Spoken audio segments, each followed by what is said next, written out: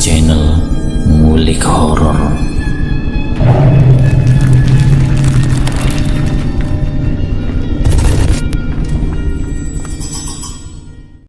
Assalamualaikum warahmatullahi wabarakatuh. Kembali lagi di channel Ngulik Horor. Channel ini menceritakan tentang kisah-kisah misteri. Pada kesempatan kali ini saya akan melanjutkan kisah misteri yang berjudul Kontrakan Bekas Tragedi Pembunuhan. Yuk, daripada kita lama-lama, langsung saja kita lanjutkan ceritanya. Aku berusaha untuk memejamkan mata, namun sia-sia. Semakin aku berusaha, bayangan makhluk yang kulihat barusan semakin melekat di pelupuk mataku. Meskipun aku tidak melihat wajahnya, tapi sudah bisa kubayangkan. Pasti wajahnya sangat menyeramkan. Makhluk apa yang sebenarnya aku lihat tadi? Seorang perempuankah? Siapa dia dan ada kepentingan apa dia di rumah ini? Apakah dia memang sudah ada di sini sejak lama? Kenapa Pak Edi atau Pak Yono tidak memberitahu kami? Bermacam pertanyaan singgah di kepalaku. Kubuka selimut yang menutup wajah, lalu aku menengok ke arah Mas Bambang. Dia masih tertidur dengan pulas.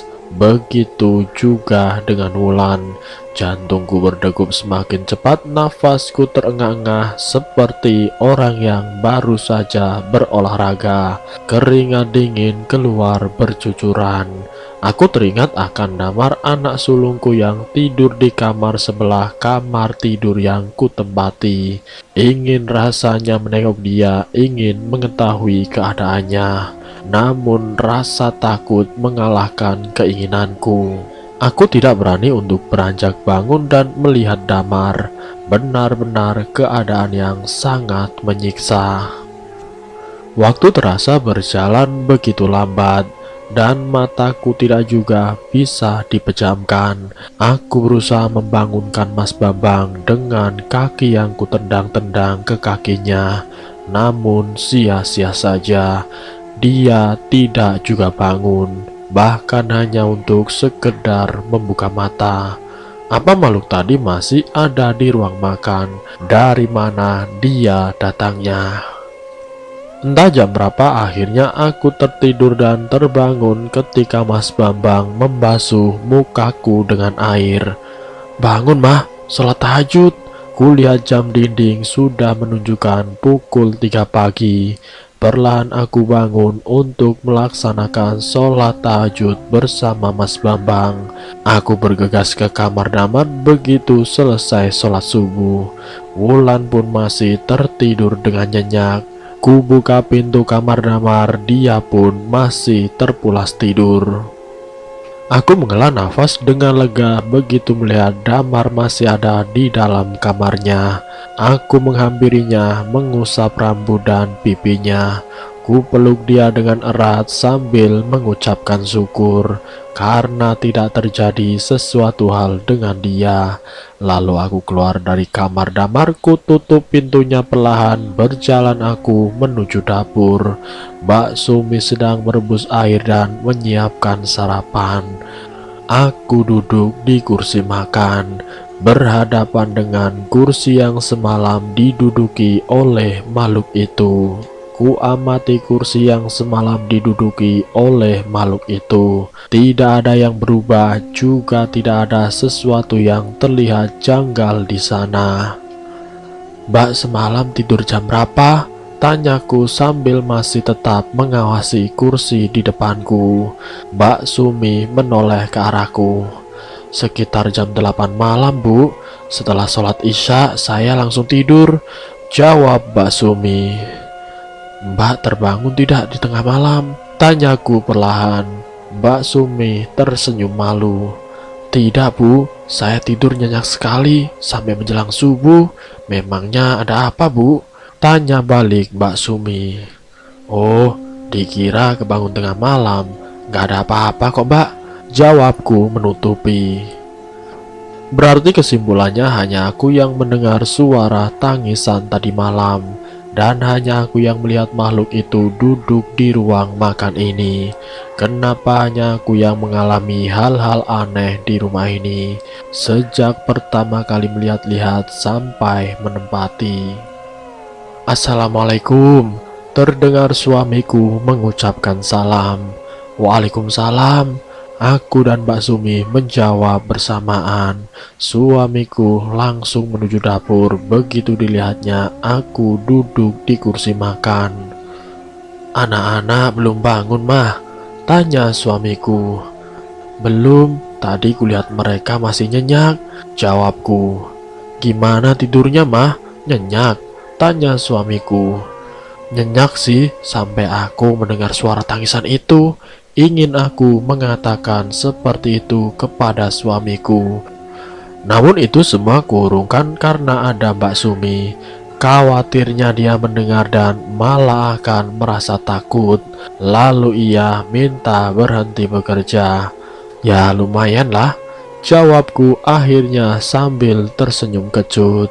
Alhamdulillah, semoga mama dan anak-anak bisa kerasan tinggal di rumah ini ya. Juga dengan Mbak Sumi, sampai rumah kita selesai dikerjakan, jawab suamiku. Aku hanya tersenyum, semoga saja makhluk yang kulihat tadi malam tidak muncul lagi.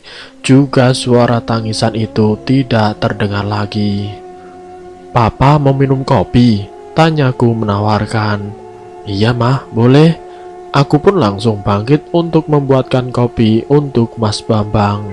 Setelah selesai memandikan Wulan dan memberikannya kepada Mbak Sumi agar disuapi, aku ke kamar Damar untuk memastikan dia sudah terbangun.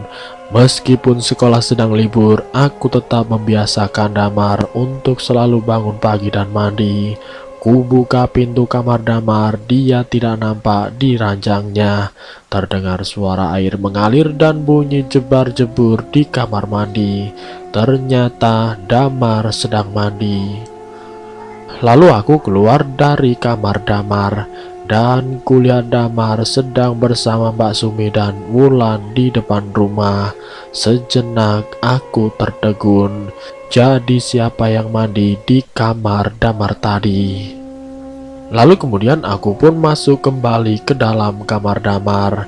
Suara jebar-jebur dan air mengalir sudah tidak ada lagi. Dengan perlahan ku buka pintu kamar mandi, lantainya basah seperti baru saja ada orang yang mandi. Aneh sekali, aku pun bergegas, aku keluar kamar.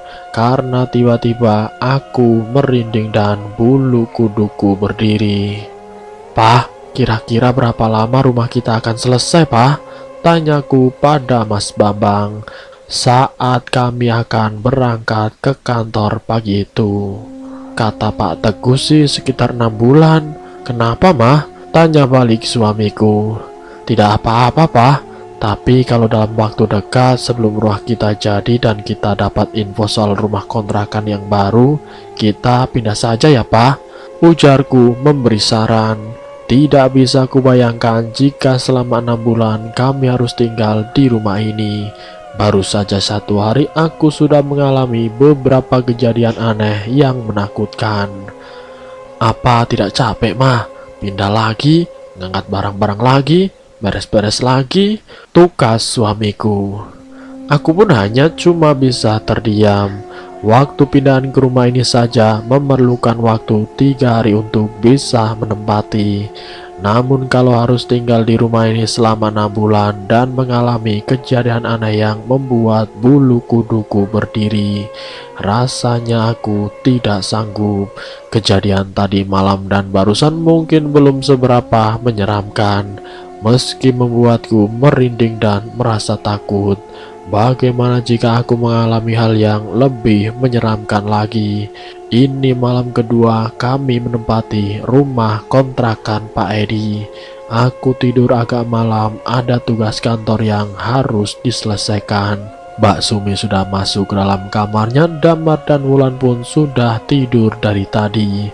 Suamiku sedang menonton TV acara pertandingan sepak bola. Aku mengerjakan tugas di meja makan. Mah, sudah selesai belum? Tanya suamiku. Belum, Pak. Kenapa? Aku pun bertanya balik. Papa ngantuk, Mah. Mau tidur duluan ya? Jawab suamiku. Ya sudah, tidur saja duluan. Aku mau selesaikan dulu tugas ini. Tanggung, dikit lagi. Jawabku. Mas Bambang pun beranjak ke dalam kamar setelah mematikan televisinya. Beberapa kali aku menguap, ngantuk sekali rasanya. Namun tugas kantor harus diselesaikan malam ini. Kulihat jam di dinding, waktu telah menunjukkan pukul setengah pagi. Aku ke dapur untuk membuat segelas air kopi, barangkali saja bisa menghilangkan rasa kantuk yang menyerangku. Dan tidak lama segelas kopi telah selesai kubuat dan siap untuk diminum agar dapat menghilangkan kantuk yang sangat. Namun saat aku membalikan badan dan aku menuju meja makan, kulihat ada makhluk berambut panjang sudah duduk di kursi di mana tadi aku duduk. Dia membelakangiku. Aku terkesiap, jantungku berdegup lebih cepat. Ingin lari dan berteriak, tapi kakiku seperti ada yang menggeluyuti dan mulutku seakan terkunci. Aku diam dan melihat ke arah makhluk itu yang bisa kulakukan tanpa berkedip. Ingin memejamkan mata, tapi lagi-lagi mataku seakan tidak bisa terpejam. Perlahan dia membalikan badan, jantungku semakin kencang berdetak. Keringat dingin keluar bercucuran tanpa diminta.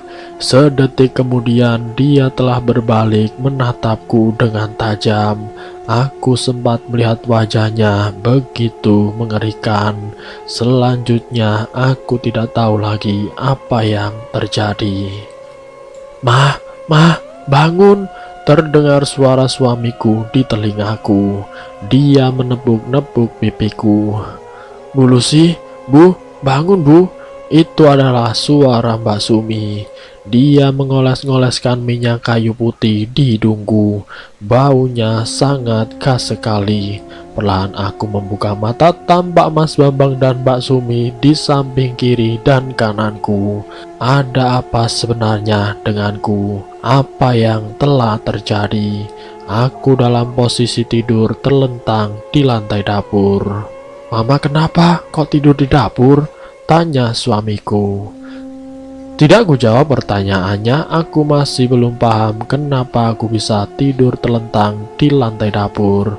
Mbak Sumi kemudian memberikan segelas air bening. Diminum dulu, Bu. Aku meminum air bening yang diberikan oleh Mbak Sumi. Sampai habis tidak bersisa. Kerongkonganku terasa kering, haus sekali rasanya.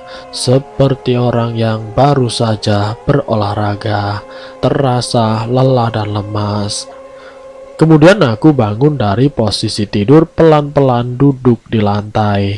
Berusaha mengingat apa yang telah terjadi. Mama, kenapa, Mah? Tanya suamiku lagi. Ya, sekarang aku telah mengingat. Semalam ketika selesai membuat segelas air kopi, ada seorang perempuan yang duduk di kursi makan, di mana aku duduk saat mengerjakan tugas kantor. Wajahnya menatapku tajam, sempat beberapa detik kami beradu pandang. Meski hanya sekilas, tapi aku masih bisa mengingat wajah itu. Sangat-sangat menyeramkan. Ingin rasanya menceritakan tentang apa yang kualami tadi malam kepada Mas Bambang. Tapi lagi-lagi kuurungkan ada Mbak Sumi bersama kami. Tidak apa-apa, Pak. Aku hanya merasa tiba-tiba pusing saja. Akhirnya jawaban itu yang keluar dari mulutku. Tentu saja aku berbohong. Nanti lagi jangan terlalu malam tidurnya. Mama pasti kelelahan. Jelas suamiku. Ku anggukan kepala lalu berusaha berdiri dan duduk di kursi makan. Badanku rasanya lemas sekali seperti tidak bertulang. 2 kali sudah aku melihat makhluk itu, atau lebih tepatnya dia yang mendatangiku. Ada apa sebenarnya dengan rumah kontrakan ini? Kenapa hanya aku yang didatangi? Hari Sabtu 1 minggu sudah kami menempati rumah kontrakan Pak Edi. Dan sejak kejadian malam itu, aku tidak pernah lagi tidur sampai larut. Aku takut makhluk berwujud perempuan berambut panjang itu akan datang lagi. Memang dia tidak mengganggu, tapi siapa yang bisa menjamin di kemudian hari dia akan menjadi masalah buatku. Mah, nanti malam kita bersilaturahmi ke rumahnya Pak Rudi ya, ajak suamiku. Besok kan libur, anak-anak kita bawa, biar berkenalan juga dengan anak-anak Pak Rudi. Lanjutnya lagi. Kebetulan aku akan menanyakan tentang rumah ini kepada Pak Rudi dan Bu Hani, istrinya. Barangkali saja mereka mengetahui cerita tentang rumah ini. Iya Pak, tidak enak juga, sudah seminggu kita bertetangga, masa belum pernah berkunjung? Jawabku singkat. Malamnya sekitar pukul jam 8 malam, kami beserta keluarga pergi ke rumah Pak Rudi untuk bersilaturahmi. Hanya Mbak Sumi yang tinggal di rumah. Dia sedang asik menonton acara televisi. Pintu pagarnya tidak usah dikunci ya Mbak, kami cuma sebentar kok, pesanku kepada Mbak Sumi sebelum berangkat. Iya Bu, jawab Mbak Sumi. Assalamualaikum. Kami mengucapkan salam setelah sampai di depan rumah Pak Rudi.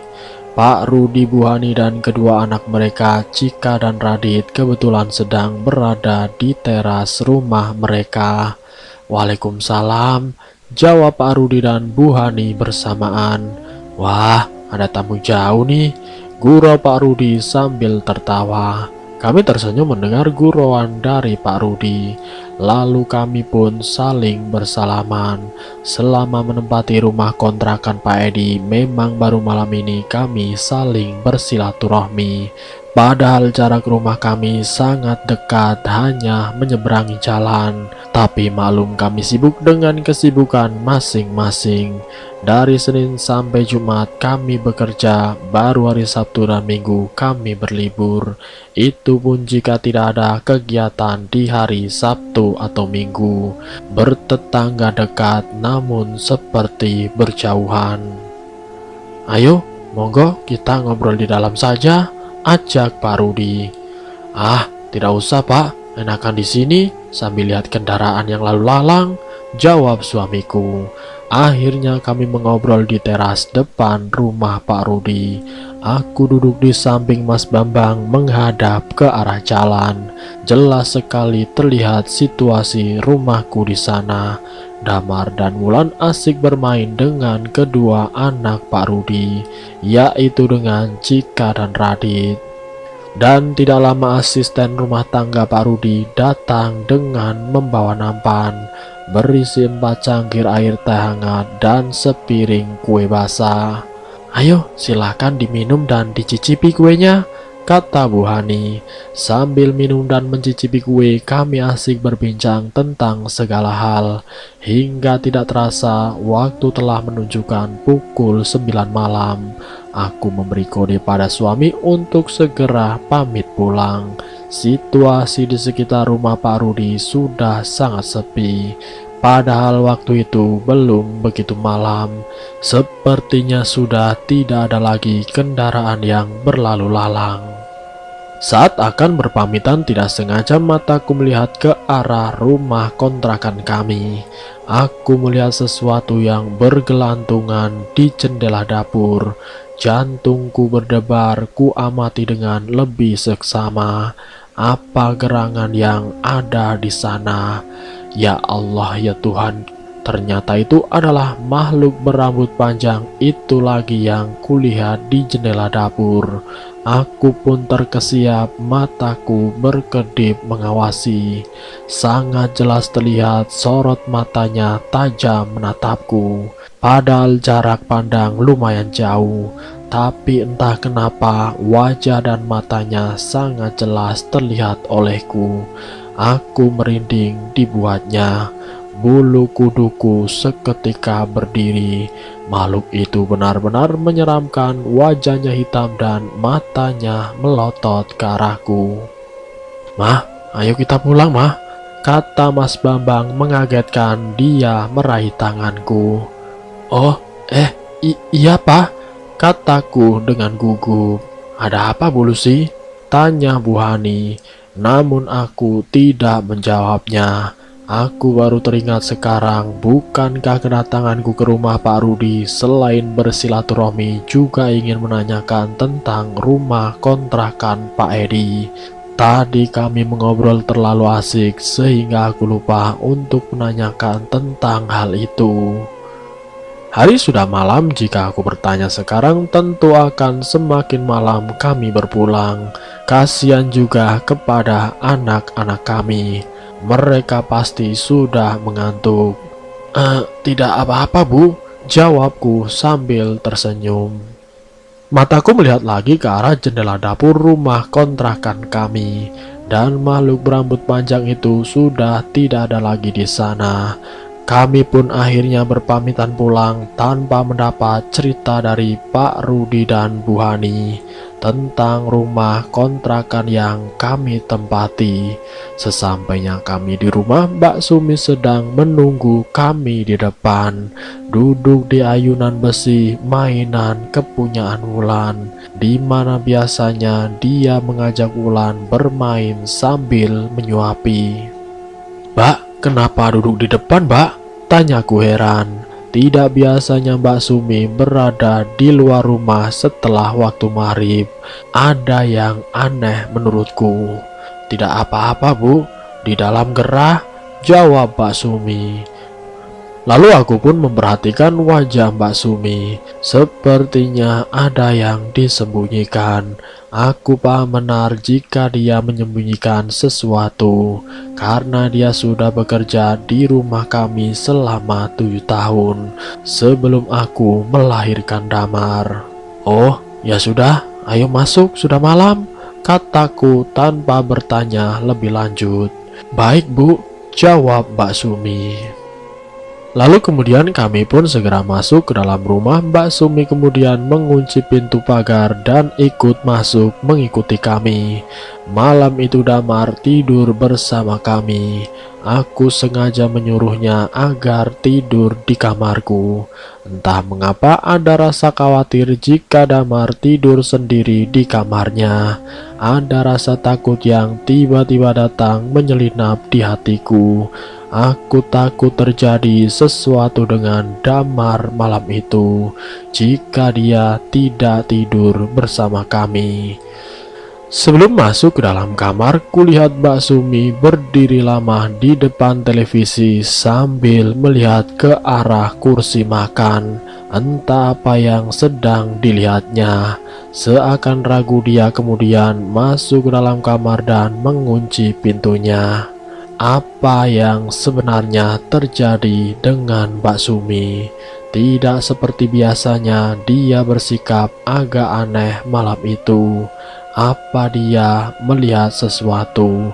Atau dia juga melihat makhluk berambut panjang menyeramkan seperti yang kulihat selama ini? Mbak, tolong panggilkan Bina ya. Minta tolong suruh ke sini. Minggu pagi setelah Mbak Sumi menyelesaikan pekerjaan, aku memintanya untuk memanggil tukang urut langgananku. Iya Bu. Mbak Sumi lalu mengendarai motor dan pergi ke rumah Bina. Setengah jam kemudian aku mendengar suara motor masuk ke halaman rumah. Ternyata Mbak Sumi yang datang. Dia tidak bersama Bina, tetapi dengan perempuan yang seumuran dengan Bina. Bu, Binanya sedang sibuk. Dia tidak bisa datang Bu. Ini Bik Murni, bisa urut juga seperti Bina. Saya diberitahu Bina tentang Bik Murni tadi, kata Mbak Sumi menjelaskan sebelum aku memintanya. Oh iya, gak apa-apa Mbak. Kenalkan, saya Lucy Bi, kataku sambil mengeluarkan tangan ke Bik Murni. Bik Murni menyambut uluran tanganku sambil tersenyum.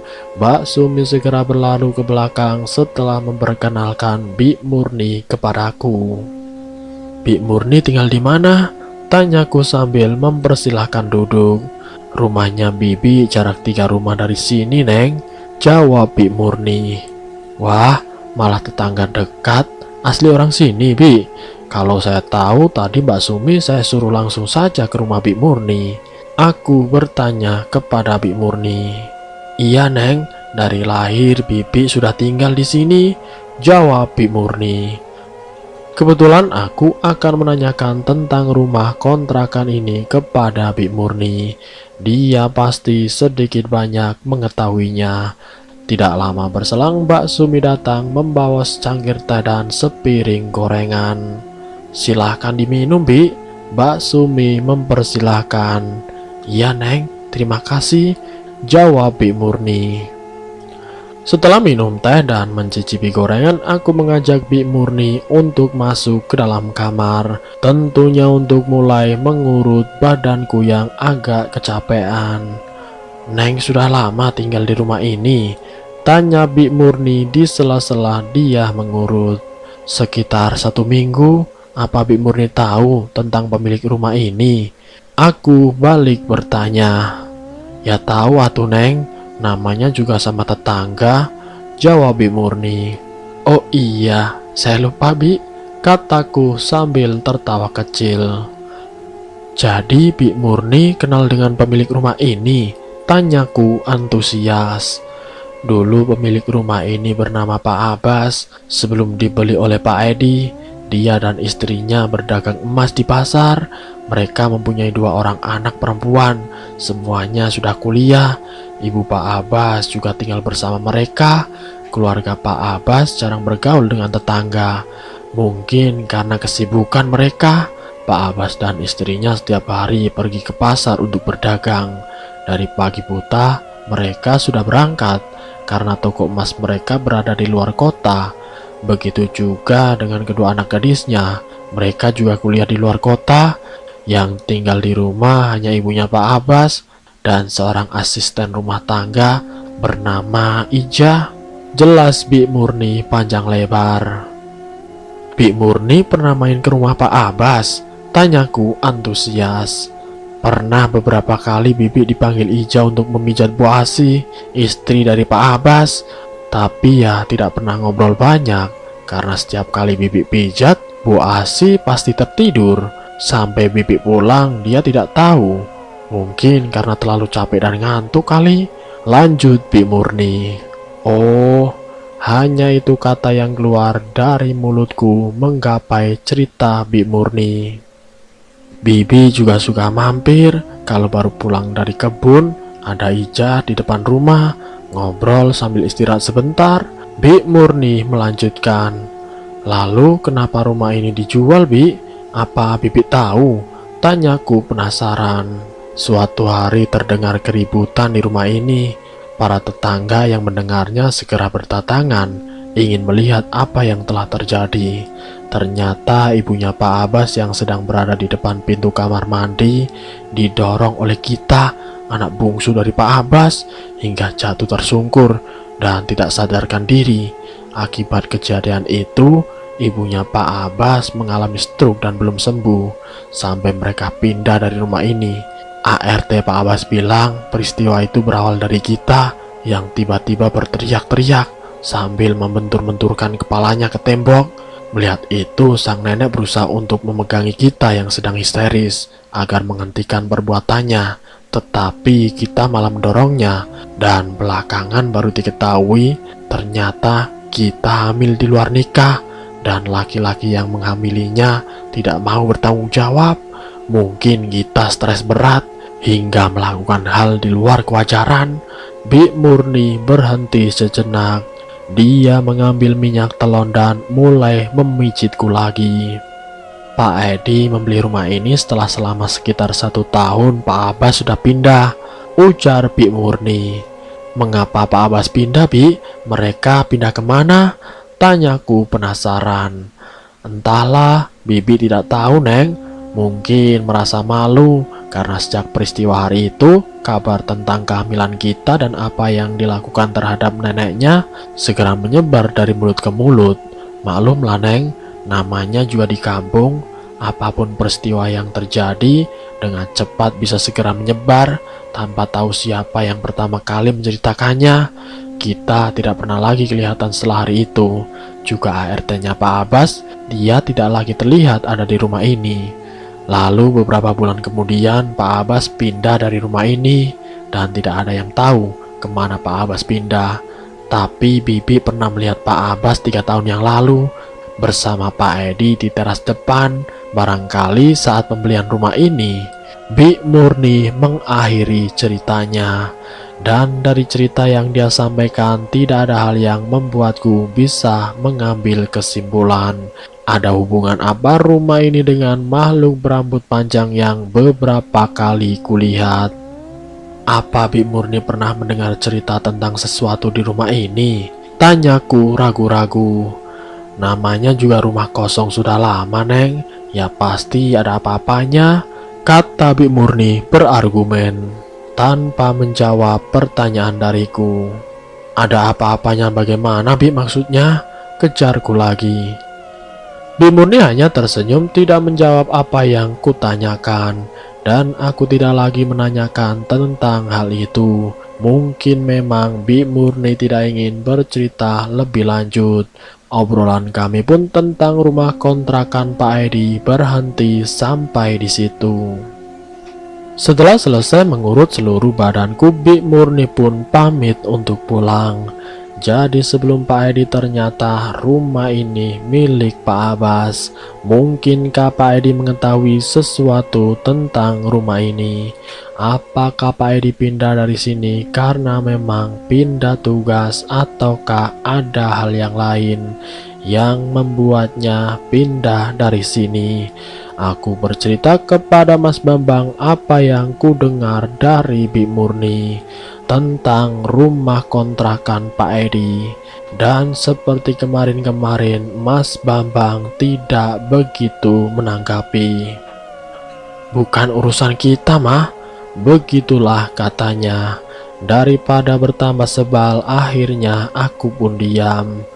Mbak di mana, Damar? Sudah menjelang maghrib kok belum masuk rumah?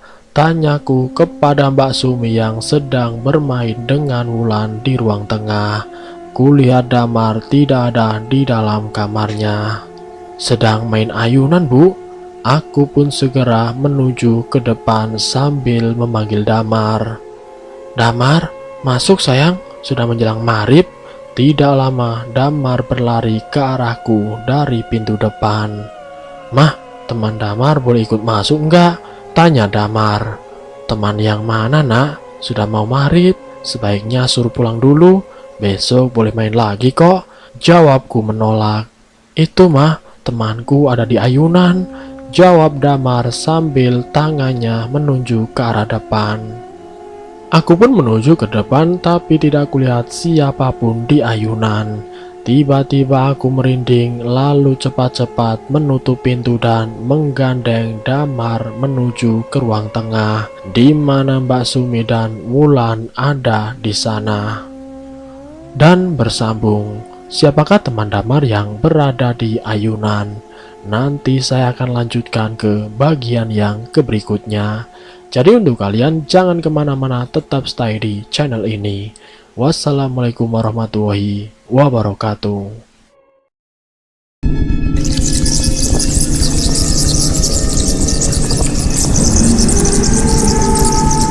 Selamat datang di channel Ngulik Horor.